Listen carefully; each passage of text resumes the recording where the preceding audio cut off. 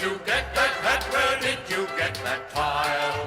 Isn't it a knobby one and just the proper style? I should like to have one just the same as that.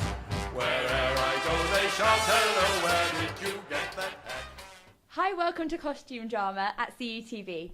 I'm here with Morgan and James from Scrooge and Marley, and we haven't just worn these today. These are actually from the costume department of the play, I should just point out. So could you tell us a bit about the play first of all, please? How similar is it to A Christmas Carol that we all know? Well, it is the Christmas Carol we all know and love, except adapted for two actors who between them play about 20, maybe 25 different parts. I'm producing it. And I'm playing the ghost of Jacob Marley. Because the show is a two-man show, we sort of need pieces that really can be put on and taken off quite quickly, and that will say a lot about a character pretty fast. So when we went to County Drama, which is one of the many costume shops in Cambridge, and we basically went in with a character list and costume the show. And did you take inspiration from any other shows or films or TV programmes that you've seen for the show?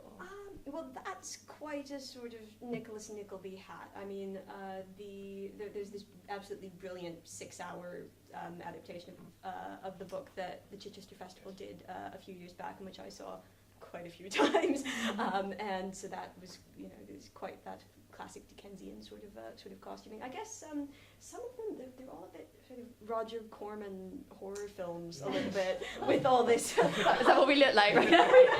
Well, no, I mean all this sort of velvet and satin. It's very sort of. This is lovely. This is beautiful. Yeah, no, this fabric. is nice. This is Scrooge's sort of dressing gown, and it's very Technicolor 1960s kind of film. So yeah, I think that was definitely part of the look of the show. As well. Yeah, I do feel very Dickensian right now. Now how I came to get this hat is very strange and funny. Grandfather died and left to me his property and money. One of my favourites here is Mr. Fezziwig. Mr. Fezziwig is Scrooge's former boss, sort of before Scrooge becomes a horrible miser. He works for the lovely Mr. Fezziwig. And I really like this costume because it says sort of a lot about the character and a lot about the character's personality, because he's quite old-fashioned.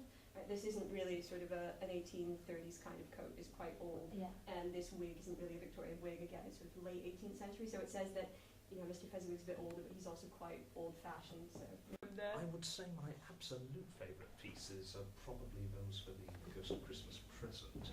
Right. Everyone knows the Ghost of Christmas Present. He is expansively loud in every sort of way. So the way to communicate that sort of expansively loud and optimistic and jubilant personality with such a spindly actor was to get an enormous cloak. So we found the biggest huge. cloak. Can we see your span, as it were? Absolutely. Goodness, I feel like Dracula. There's a sort of pagan reaching back into history quality to this character. So. My favourite outfit too. Hopefully I won't look this ridiculous on the night, but we can hope. Because that's the thing about A Christmas Carol, you've sort of got your classic Victorian, very realist kind of hats, but you've also got this very supernatural kind of element. So There's a nice contrast between the two types of costumes. Yes, it's almost a sort of Wizard of Oz effect. We want to take the audience from the sort of black and white, very dull world of Scrooge's flat. Yeah. Yes, there's a set of rooms and just sort of take them into this world of colour and the supernatural and the fantastic. Okay, so I've just picked up the cloak and it is so heavy, it's crazy, I can barely lift it by myself. I was just wondering, what are the kind of logistics of costuming yourself for the play? Like, how is it going to work? It's extremely tricky because there are at least 20 characters in this play, but we have to change back and forth between. And all of them, or nearly all of them, seem to have at least one or two bits of costume that define them. And there isn't really a stage manager coming on and sort of putting the hat on or carrying the cloak. So you've got to do it all more or less yourself. Yes. Yeah. So there are going to be lots of very, very quick changes. And, Not easy with a cloak this heavy, I should think. You've been watching CUTV with Morgan and James for a costume drama with Scrooge and Marley. Thank you very much. Where did you get